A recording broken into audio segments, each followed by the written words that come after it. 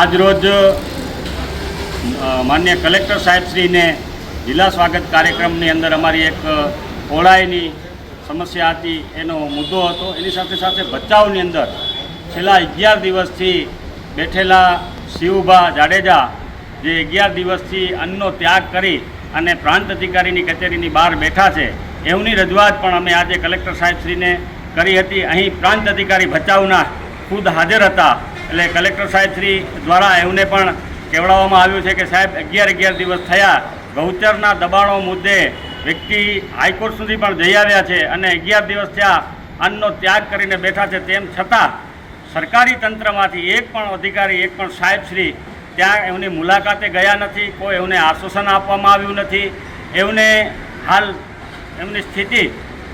બગડતી જઈ રહી છે, ત્યારે એવા સંજોગોમાં આ માનવીય અભિગમ અપનાવી અને કલેક્ટર સાહેબશ્રીએ પ્રાંત અધિકારીને કે ત્યાંના ટીડીઓને, સ્થાનિક રાપરના ટીડીઓને કે કોઈપણ અધિકારીશ્રીને ત્યાં મોકલાવી અને એમની સમસ્યા જે છે, એને તકલીફ જે છે એ સાંભળવી જોઈએ, એમને આશ્વાસન પણ આપવું જોઈએ। નહીં તો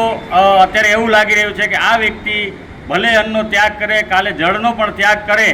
તો પણ કોઈ જાતની સરકારને કે આ ઘોર નિંદ્રામાં સૂતેલા તંત્રને ફરક પડતો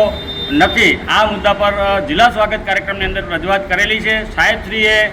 હાલ હા પાડેલી છે કે કદાચ મુલાકાતે જશે, એટલે આપણે જોવું રહ્યું કે આજની તારીખે સાંજ સુધી કે કાલે ત્યાં જશે કે કેમ। અમારી સાથે પ્રદેશ સંગઠન મંત્રી રાજેશભાઈ પિંડુરિયા સાહેબ અને પશ્ચિમ કચ્છની ટીમ પણ અહીં